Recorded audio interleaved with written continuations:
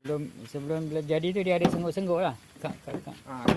Dia macam minyak tu tak sampai lah. Cuba nak dengar bunyi berdesing.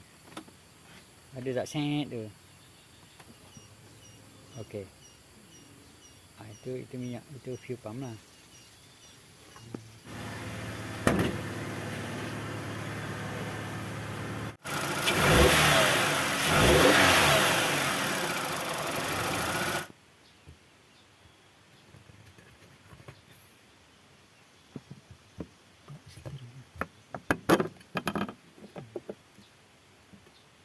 Ini pump minyak dia lah.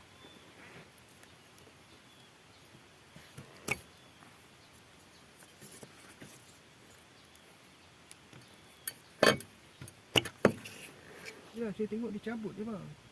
Dia ada tekan tepi ni. Tekan ni.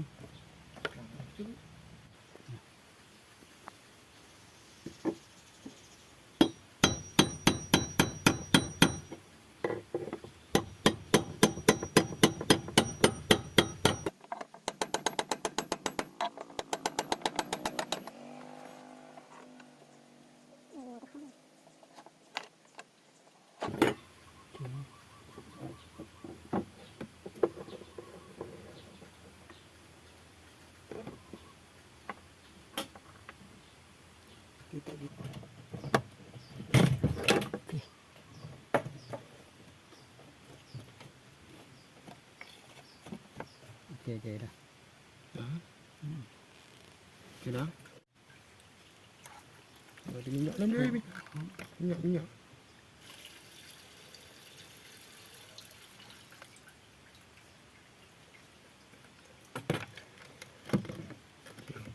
Okey. Saya tutup dulu. Okey, cucuk ni. Okey, ada.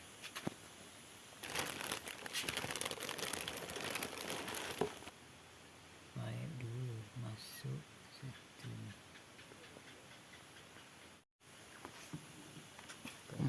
Buka. Bawah.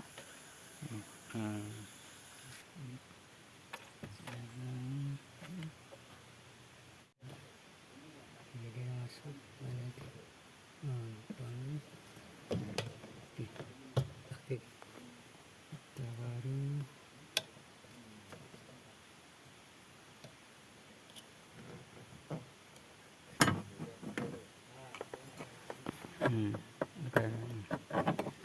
Okey. Pusing.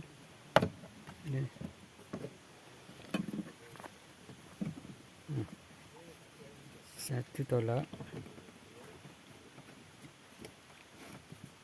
Janganlah saya ketuk kan.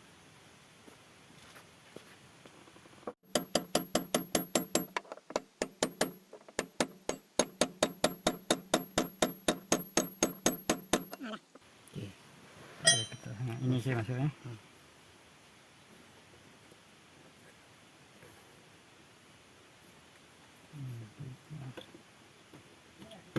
Okey, masuk.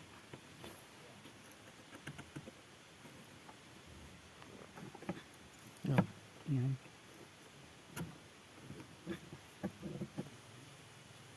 Oh, bateri ya?